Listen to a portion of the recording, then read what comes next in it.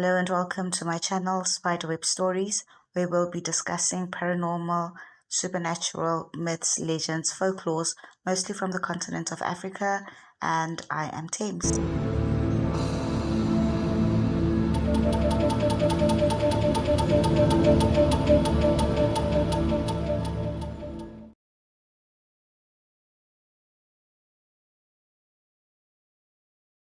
One of our many South African unsolved mysteries, which some people are starting to believe is a myth, is that of the Kruger millions. Now, legend has it that then President Paul Kruger ran off with approximately 2 million, that would be 26 million rands worth of gold, from the SA Mint and National Bank during the Anglo-Boer War. Paul Kruger was one of the most important political figures in South Africa, serving as state president for 17 years between 1883 and 1900. When he was about 10 or 11, his father upped the entire family from his grandfather's farm in the Steinbok district. This is where Paul was born and raised. And he joined the Great Track movement, which started in 1836.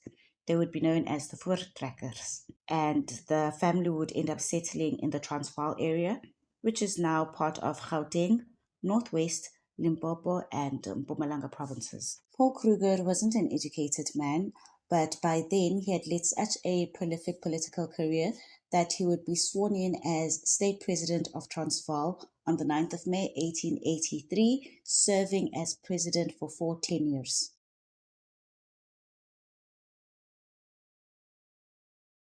Although it's alleged that there are other people who discovered the gold reefs first, consensus seems to agree that in March of 1886, Australian prospector George Harrison stumbled across the gold reefs and went and told the government because he wanted to claim the mines for himself.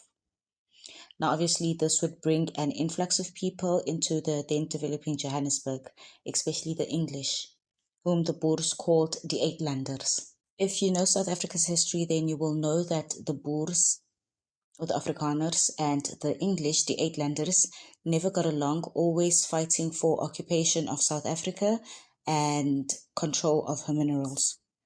This conflict is what led to the South African Wars, or the Boer Wars, or the Anglo-Boer Wars.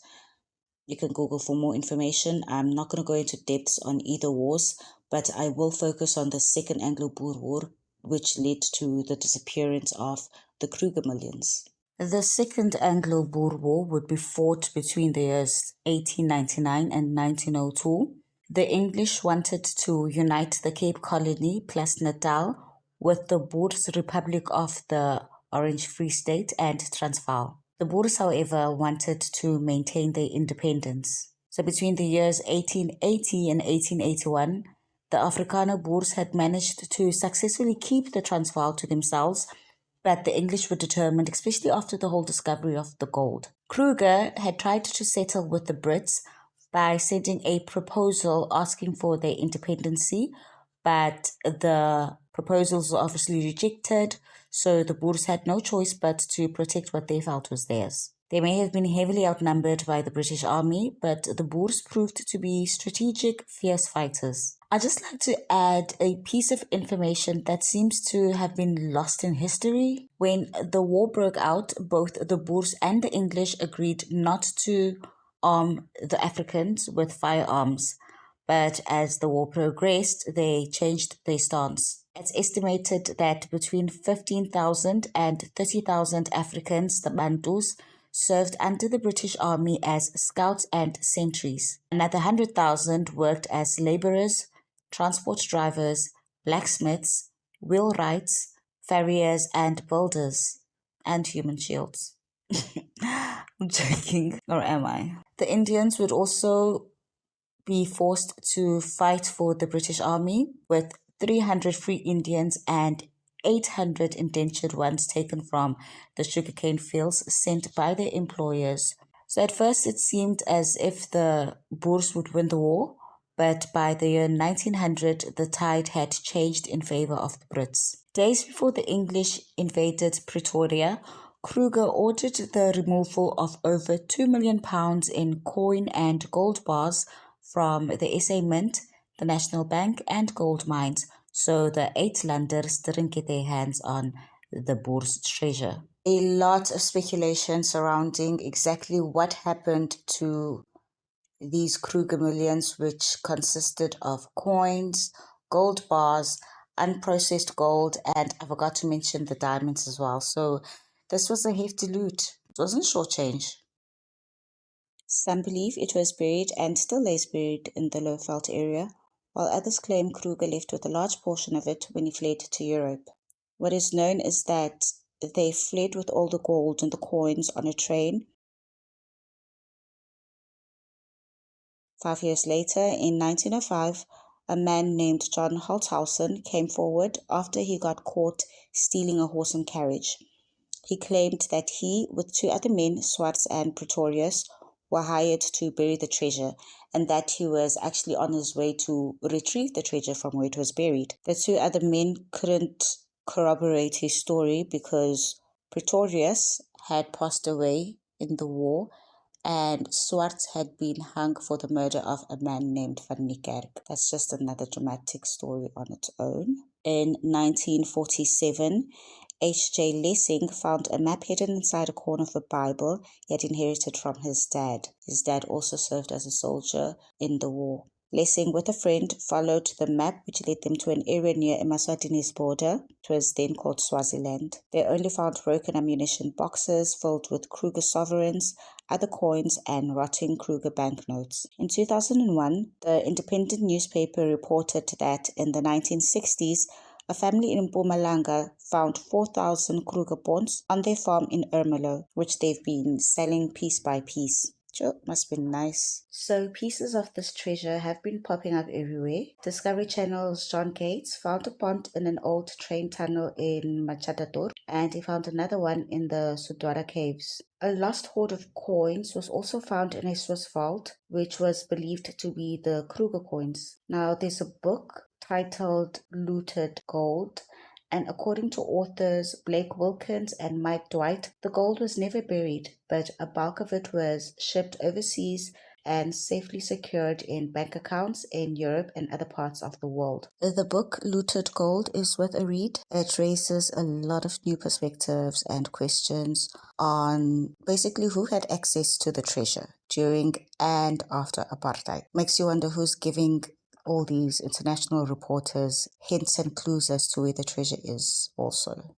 Now, allegedly, a diary entry from Chief Clerk to the Auditor General Noema was found where he noted that on the 31st of August 1900, the gold was handed over to a German firm, Vulcan and Ackermann, in Maputo, Mozambique. It said they supplied fellow Boers with provisions and helped set them up in Europe again with their families after they'd run away from the now English occupied Transvaal.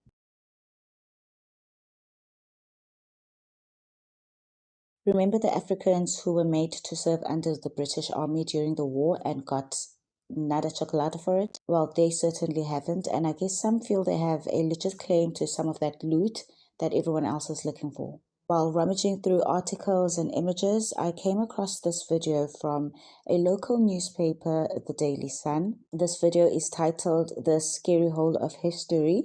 I will include the link. It is subtitled, so if you want to watch it, go ahead, but I'll just quickly summarize it.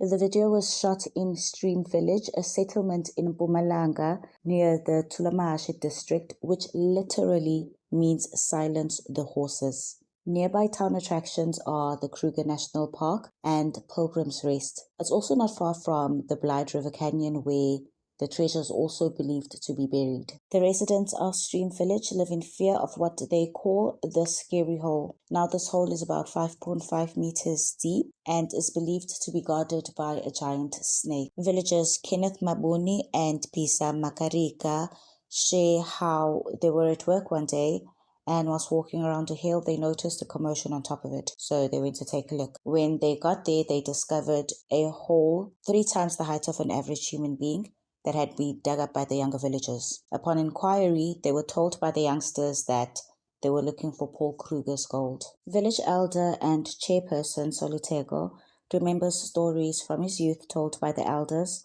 of wagons that once passed through the village carrying pots filled with money and gold. It's said that these were soldiers who were traveling with black people, and that once they got to the top of the mountain, the soldiers forced the black people to dig up these holes, and then they ordered them to place the pots of gold inside the holes before they shot the black people and covered everything up before continuing on their way. Another villager, traditional healer Astanyamnisi, also remembers these stories from her youth, and she believes that the area is cursed and that whenever somebody tries to dig up the money, strange things occur.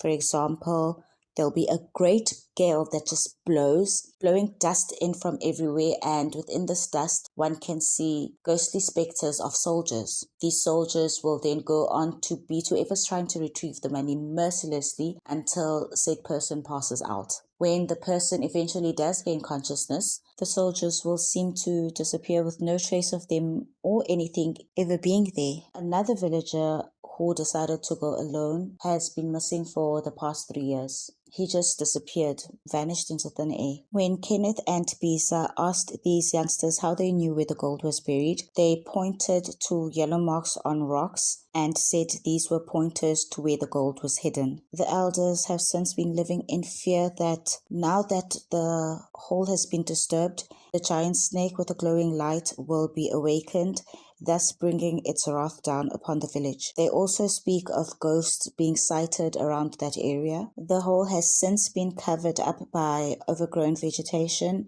and nobody dares go near it anymore. So what are your thoughts? I have so many questions. Do you believe there is a treasure still buried in the low veld of South Africa?